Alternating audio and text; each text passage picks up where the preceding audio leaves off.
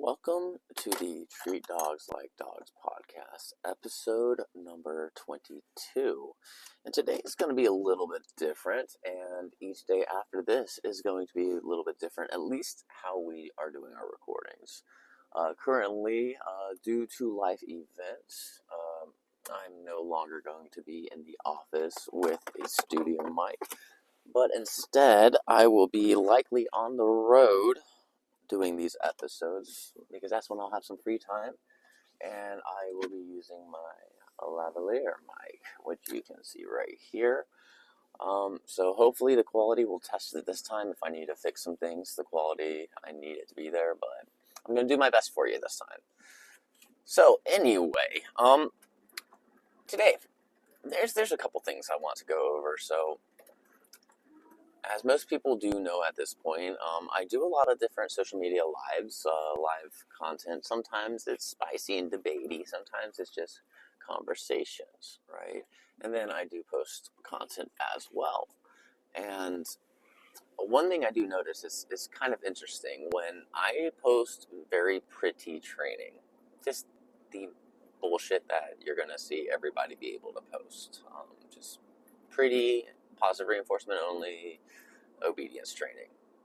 You're not going to have an influx of views. You're not going to really have much commentary. Nobody's going to really be asking questions, right? And so there are other times where I'll post something where it's more, punishment based, or something where it's more of a aggressive dog or high level reactivity. And whenever I post those, it's a little bit everywhere. You have some people that just don't know what they're looking at and ask questions. There's some people that don't know what they're looking at and hate. There's some people that are extremely proud of you. There's some people that just want to talk further in detail of what they're looking at, and so on, right? Like, it's interesting how that works. But recently, I had a e-collar, an electric dog collar that has a shock setting on it. And I happened to use it to shock my husky, Gojo, because he was blowing off recall. Now, let's digress a little bit before this situation. So, with my dogs, they have their understanding of commands. We start out with positive reinforcement because that is the number one way to increase the likelihood of behaviors going to occur again. Increasing behaviors, creating new behaviors, positive reinforcement. Best thing to do.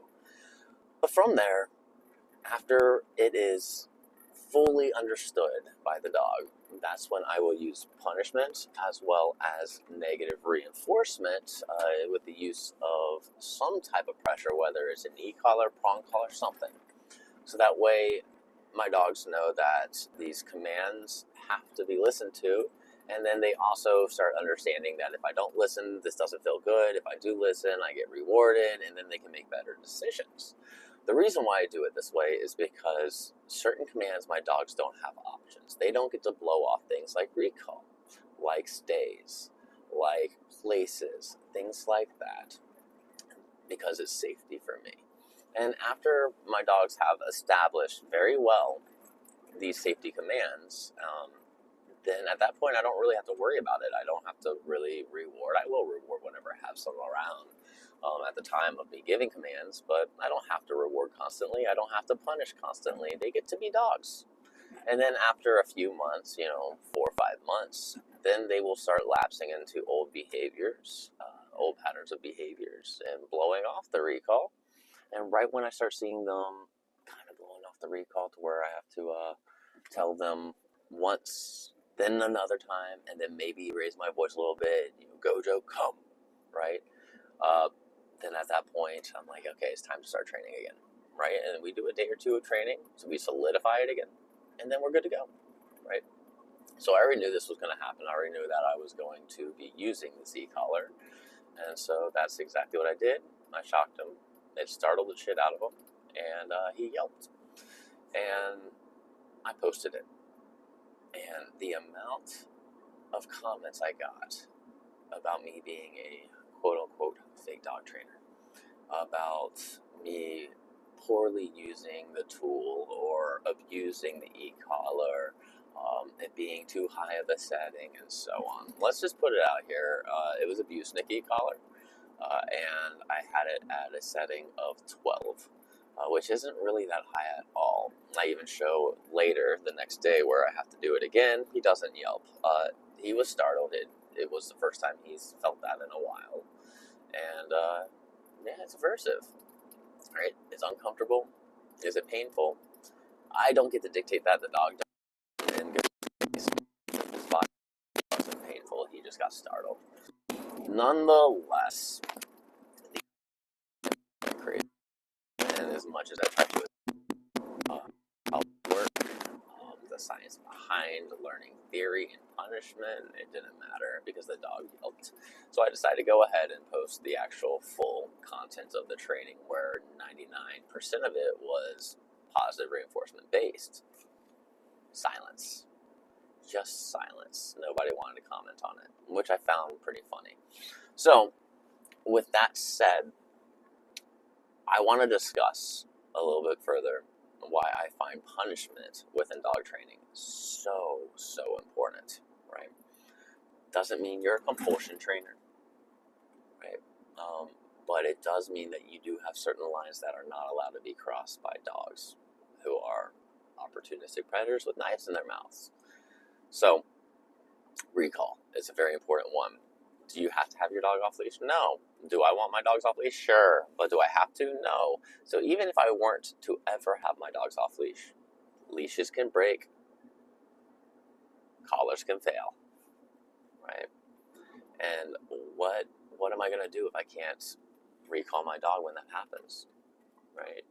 What if you do decide that you enjoy dog parks?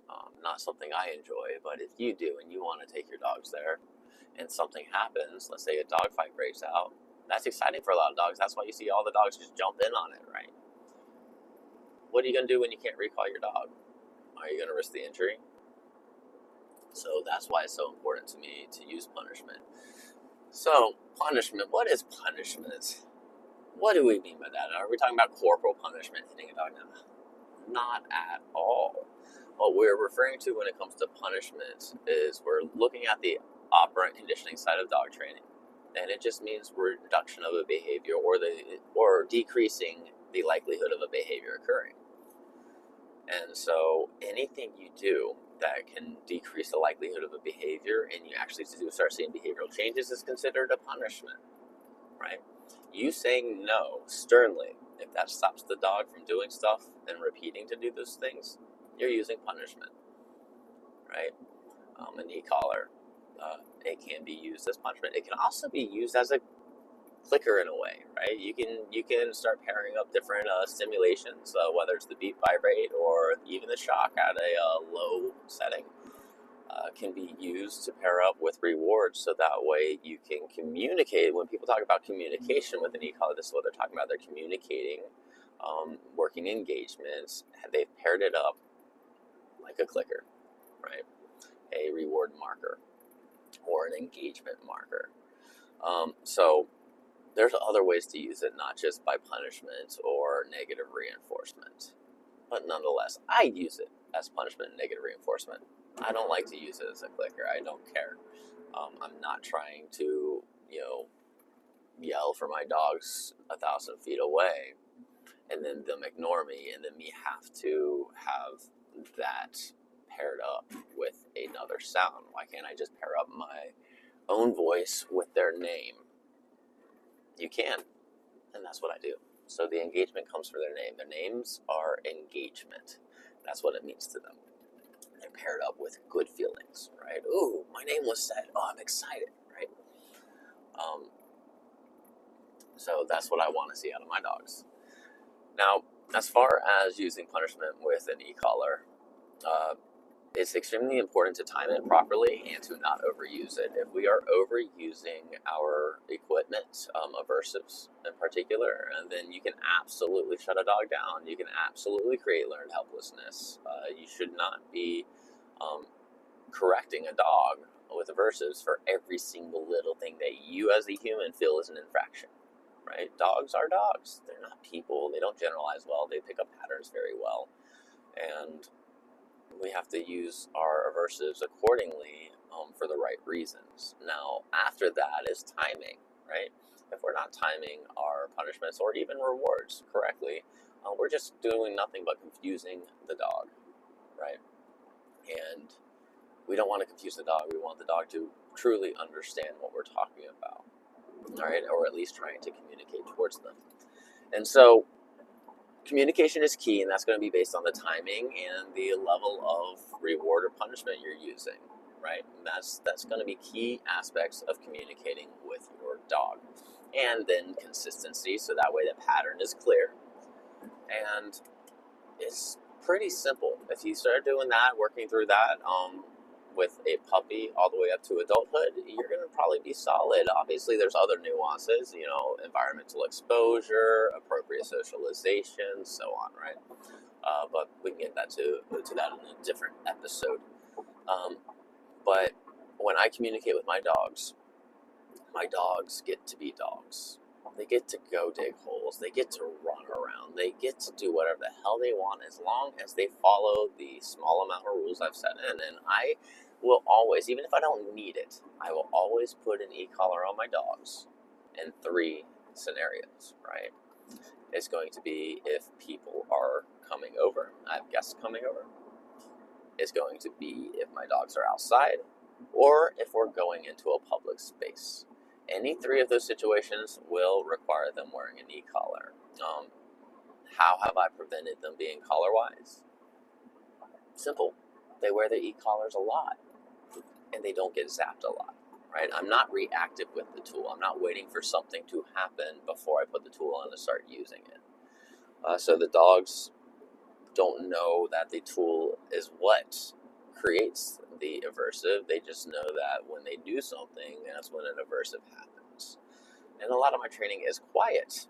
Silent training is good training sometimes, right? Actually, a lot of times, most times. I'll say most of the time, silent training, when you're talking about changing behaviors, is the best way to do it, right? I don't want to constantly having to tell my dogs, leave it, here, come, and so on, right? I want my dogs to have that implied, that they should not be harassing fence lines, that they should not be tearing through trash cans, and so on. So what I like to do is I like to capture, just like somebody would do with rewards. You can capture behaviors and reduce them by capturing unwanted behaviors with punishment.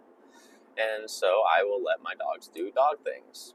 And then when they do the dog things that is not appropriate, that's when they immediately get the punishment, the shock of the e-collar. Why do I just immediately go to shock? It's going to be depending on the dog, what's more aversive to the dog. And in my case, my dogs, they are more averse to the shock than they are the vibrator sound. So I will go with that as more aversive. And I want it to be aversive enough to make them just not want to do those things anymore, right? Again, a pattern. Now, if it's only aversive, then at that point we are now competing with the dog's motivation to do the thing versus the dog maybe not caring about the aversive, wasn't out competing what it's motivated to do, like chasing a squirrel, for instance, right?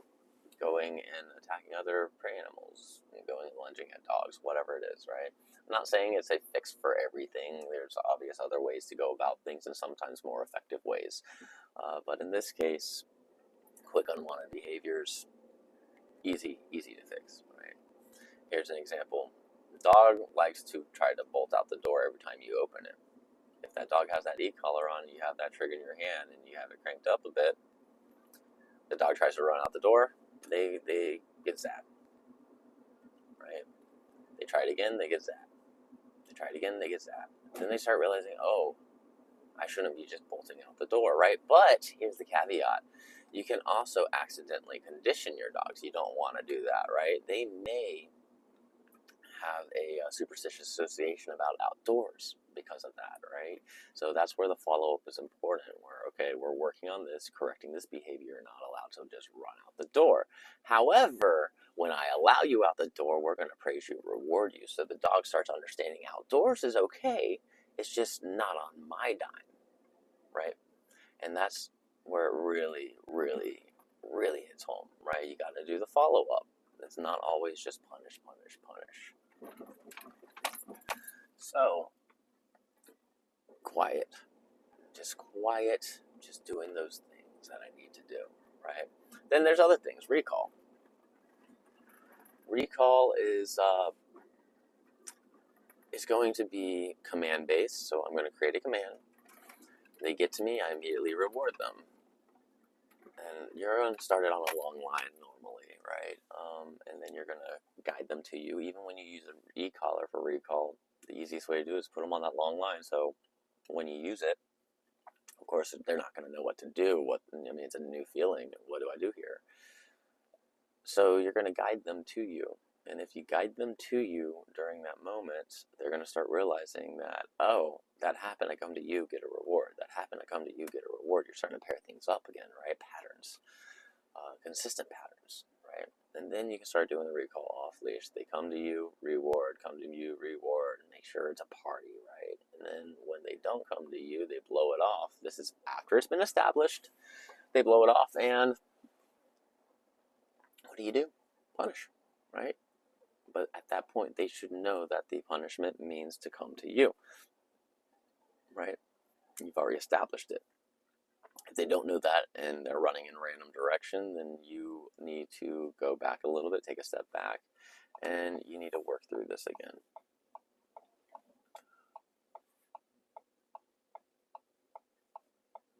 Sorry, I had to pause it for a second. I was crossing traffic and I felt it was more safe to do that than talk. Anyway, so with all that said, yes, punishment is important. It's important to me. Reinforcement is important. It's important to me. And it's also important to the dogs. Now, if we go beyond that, when you are talking to people online, let's say about dog training, whether you're using Facebook, Reddit, Instagram, you're using TikTok, YouTube, whatever, right? Everybody's going to have an opinion. You just have to remember that most of the people that have these opinions have never, ever professionally worked with dogs. They have only owned a couple dogs their entire life. And just because something worked for them and their dogs doesn't mean their dogs are a representation of everybody's dogs. And your dogs are not a representation of everybody's dogs. And what works for you and your dogs is not going to work for everybody else, right? So sometimes, yes, we can get some good advice, but a lot of times people are going to be very opinionated. And the advice isn't good anymore. It's more of a shit on you contest, basically, right? Don't pay that any mind. That's fine. Let people have their opinions. People are allowed to have opinions. Okay, so that's really all I wanted to say about the e-collar thing. But to segue into something completely different, I was doing some doom scrolling the other day, and I saw a fun post. It was by Black Kraken K9, and it said something around the lines of, I'm trying to remember word for word, it was, if your dog is growling at your child while it's eating, it's a parenting problem. So, I thought that was interesting, right? I mean, agreed. I agreed. 100% agreed, and then I didn't. Very quickly. I was like, there's so many nuances, right? When is it a parenting problem? When is it not a parenting problem? And I find it important to really think about stuff like that, because blanket statements can be, semi-dangerous when we're making these statements, because we can easily do things very inappropriately and wrong towards our dogs and our family. Honestly, it wouldn't be fair, right? What's fair? So, to me, it's like, if your dog is eating and your kid is coming up and your dog's growling at your kid, I'll say most of the time, sure. Most of the time, it will be a parenting problem going on. Why is your kid going up to the dog while the dog's eating? Right? Let the dog eat. You shouldn't be doing that, right? Now, there's other things to take into play, right? What if it doesn't happen often? It's just when at least the kid going up to the dog, the kid understands the rules and boundaries, but let's say once a year and a half, 2 years, that kid accidentally, whoops, I got too close and tried to pet the dog while he was eating, and he growled, lunged, or did something reactive towards the kid. Is that now a parenting problem? No. Now that's where we're looking at more of a behavioral problem with the dog, right? But, however, let's say on other aspects of the dog's life, the kid has walked up and taken away their toys, taken away different things, harassed them while they're doing something, right? And let's say they never go up to the dog eating, but when the kid does that, a year and a half later, does do that, the dog's growling, is that a parenting problem or a dog problem, right? Behavior problem. It's a parenting problem because the dog is anticipating due to associations of a pattern of events, right? So it's anticipating that the kid is going to come up and harass it, take its shit away. And so there's so many different things. I don't like 100%, right? Nothing in the dog world is a 100%. Nothing. Nothing is. Nothing ever will be. Ever. Right? And if we just automatically assume that everything's 100% all the time, then we have problems. That's where we get ideologies, right? You can train any dog, even with any behavioral problem, with treats alone. No, that's not a 100%. Can you get through most issues with treats? Sure. With enough time, consistency, and good handling, you can absolutely get through most issues, right? But does it work with all dogs? No. No, it doesn't, right? So 100% are not ever going to work. So I thought that was interesting, right? Because I do see all the time, and it infuriates me. And sometimes my wife used to send me videos of a cute toddler, cuddling on top of its bull terrier, right? Cute infant, sleeping there with its German Shepherd cuddled up on it and stuff, right? And my wife always thought that stuff. Oh, look how cute that is. That's so sweet. That's so cute. And I'm always just like, ugh, that is a disaster waiting to happen. Oh no, not my dog. Not my dog. I hate it when people say that. Not my dog. What do you mean, not your dog? Your dog would never hurt a fly. The thing is your child doesn't need to be getting bit. So as responsible parents, we need to be managing our small children who don't know how to read dog body language, who don't know any better than to harass a dog because, children. And our dogs, who are going to try to give warning signs and then eventually bite. We need to manage those interactions, guys. There's nothing wrong with that. It doesn't make you a bad pet parent or human parent to manage situations, or even just say, no, my kid is not allowed to hang out with my dog. Well, I've done it.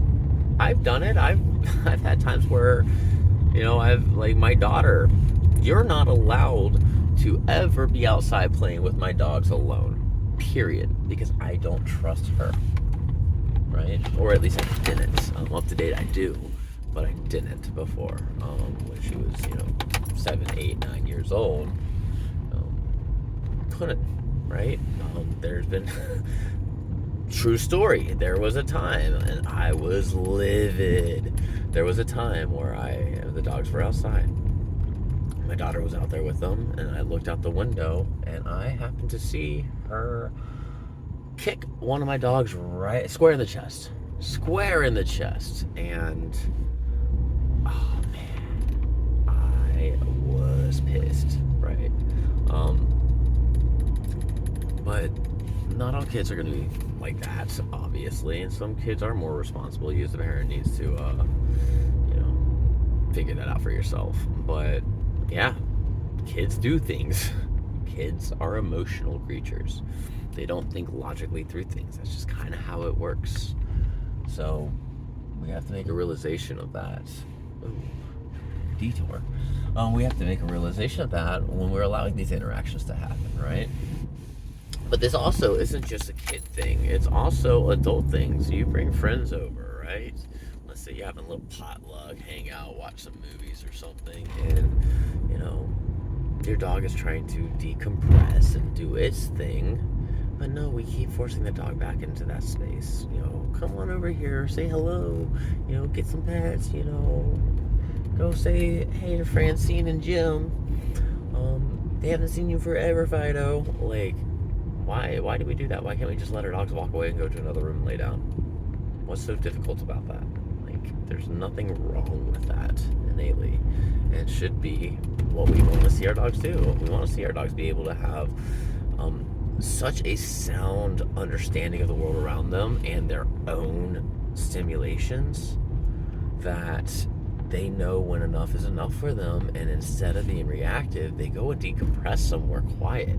And I would want that in a dog. I think you should want that in a dog too. Nothing wrong with that. Let's see here. Okay. So, big changes in the works right now with me, my business, and my living situation, right? So, currently right now, we have pretty much sold everything that we own minus what is necessary. And then we bought a really nice camper. And then I've installed solar onto it. And what we're going to do is we're going to go across country. We are leaving Florida. And when we go across country, we are landing outside of Portland, Oregon, where we will be starting the business out there. And then from there, after that's established, my focus is going to be a little bit different than it is currently. But after that's established, I'm going to be focusing on hiring on more people to take care of that, people I can trust to basically run the Portland business. And then I'm going to go out to Milwaukee, Austin, Texas. I'll be going out to Maryland as well as Northern Virginia, potentially Michigan, potentially a couple other places, right? And I will be establishing business in all these other places, right? And I will be pushing out my mentorship program. And that's going to be fun. That's going to be real fun. It's going to be a big change in pace for me. But it's a new step in life. It's what I want to do. And so I'm going to do it. That's how I've always done it. And yeah, so I will be busy, but that's why I said I'm going to be on the road a lot. And in the meantime, I'm going to be pushing these episodes out as much as possible for you. So that way we can keep on keeping on. I've been busy the last couple months. Not fair to you, but time to get back on track, y'all. Let's do it. So thank you so much for listening in to this episode of Treat Dogs Like Dogs, and I'll catch you next time.